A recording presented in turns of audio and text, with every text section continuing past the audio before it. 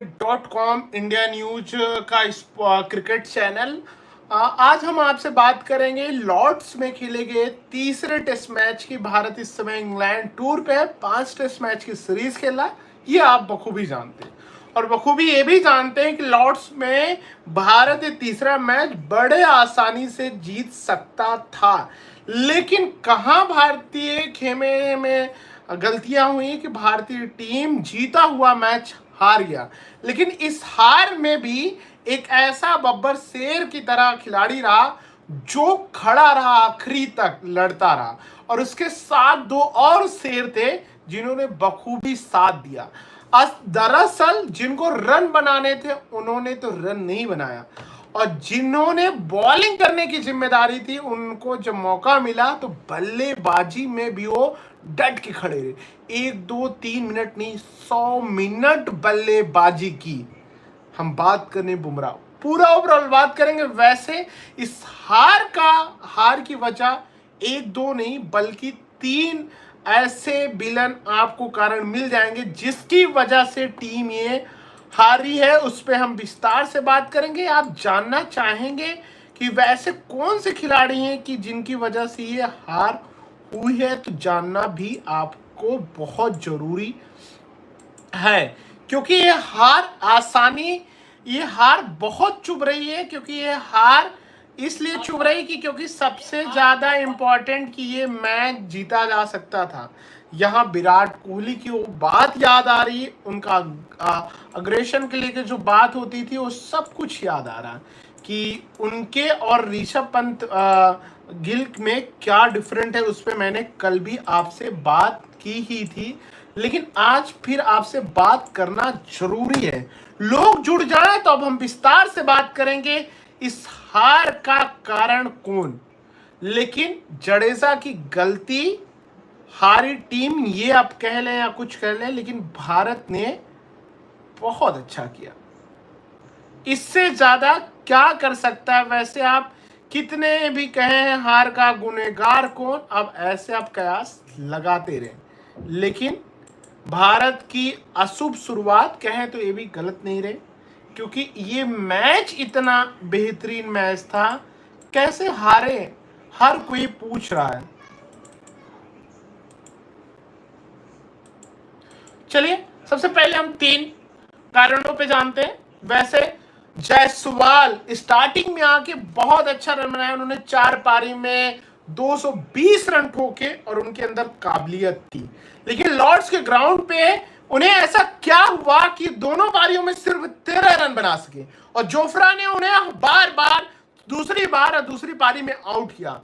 Jofra की ball पे उनको क्या जरूरत थी टेस्ट मैच खेलने कि आपको लंबे मारने, इतने लंबे शॉट्स खेलने के लिए। आप अबरकट मार सकते थे, आप उसे छोड़ सकते थे। नहीं, आपने तो पहले से इरादा बना के आया था कि मुझे मारना। एक लॉर्ड्स की पिच पे जहां अच्छे अच्छे बल्लेबाजों की परीक्षा लेने के लिए जानी जाती है, इस परीक्षा में जायसवाल फेल रहे। जायसवाल का बल्ला नहीं चला, यह मानना पड़ेगा, क्योंकि दोनों पारियों में उन्होंने 13 रन बनाए। और वही बात करें, जब चौथे दिन का खेल खत्म हुआ, इंग्लैंड की टीम 192 रन पे सिमट गई थी, तो लॉर्ड्स की पिच पे बल्लेबाजी के लिए कठिन हो चुकी थी। उस परिस्थिति में भारत ने अपने चौथे दिन के खेल खत्म होते तक तो उन्होंने 4 विकेट गिर चुके थे। और दरअसल 3 विकेट गिरने के बाद टीम इंडिया ने आकाश को नाइट वॉचमैन के रूप में भेजा, जो बतौर बैटिंग करने भेजा था, जो दिन के आखिरी में क्लीन बोल्ड भी हुए। आखिरी विकेट जो 5वीं बॉल थी उस दिन की आखिरी ओवर की, बेन स्टोक फेंक रहे थे, उस पे आउट हुए थे। नाइट वॉचमैन भेजना ही सबूत था कि टीम इंडिया डिफेंसिव मोड पे आ गई है।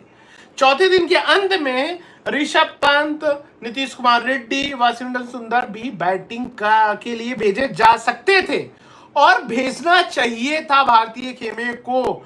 और जो आज स्थिति हुई, एक प्लेयर को इनिशिएटिव लेना चाहिए था, स्टेप लेना चाहिए था उसे अग्रेसिव गेम खेलने का। तो ये जो 22 रनों की हार है, इतना हम और ना जाते।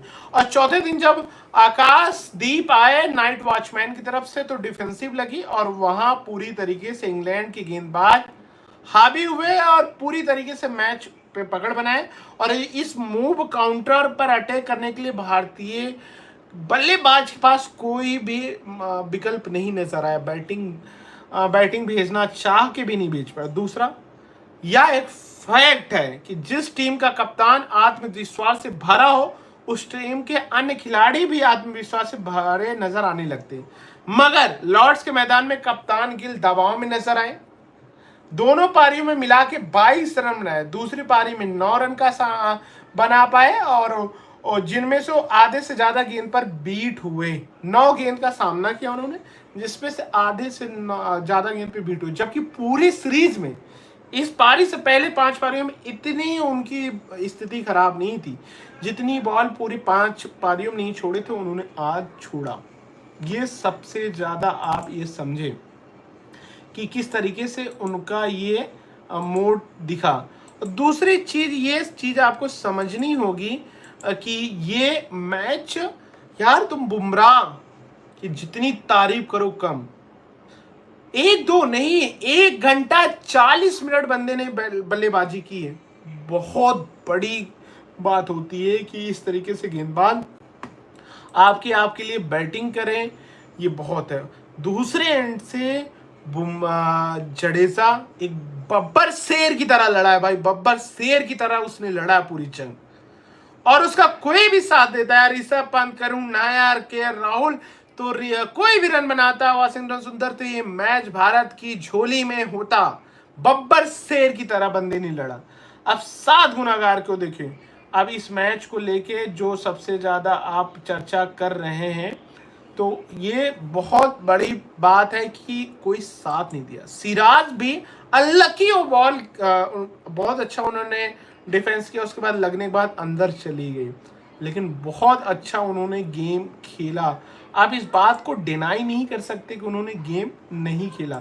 उनसे जितना आप उम्मीद कर रहे हैं उतना शायद मेन बैट्समैन से करते हैं, तो ये दुर्दशा नहीं होती। लेकिन कहीं ना कहीं यहाँ से कुछ ना कुछ तो ये सीख के जाएंगे भाई साहब लोग, कि अब नहीं सीखे तो अब इससे ज़्यादा क्या इनका भला हो सकता है।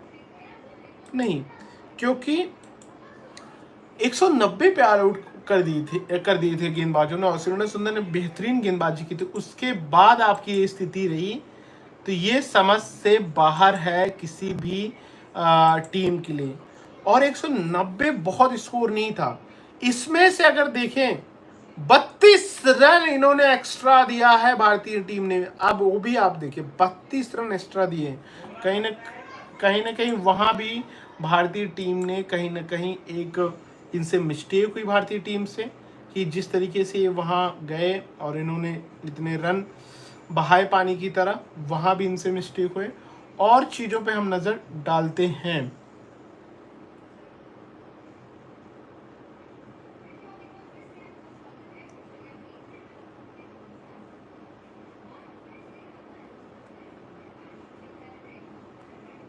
और जडेजा ने 61 रन बनाए, बहुत बड़ी बात होती है।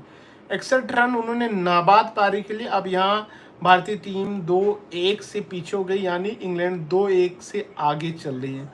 लॉर्ड्स का ओपल, जिसे देखकर 140 करोड़ देशवासी वाकई में आज यार इमोशनल हो गए होंगे यार, जब वो तस्वीर एक तरफ जडेजा खड़ा था और सिराज के आउट होने के बाद पूरी तरीके से यार जडेजा भी ऐसे ही देख रहा था कि क्या हो गया।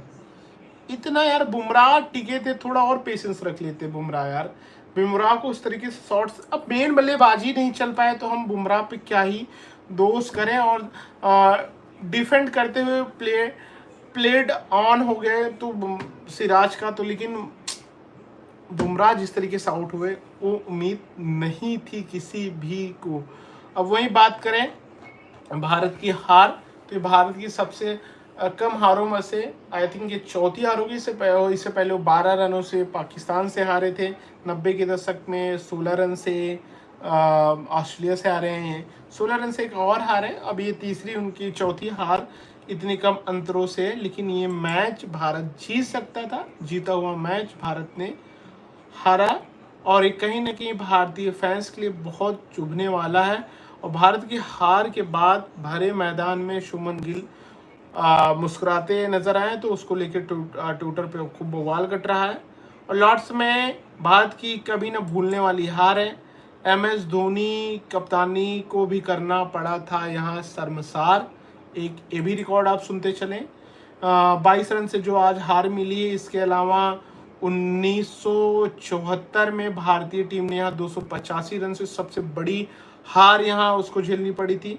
और वहीं बात के भारतीय टीम की दूसरी सबसे बड़ी हार लॉर्ड्स के मैदान पे 2018 में आई थी। भारतीय टीम ने 159 रन से हारा था।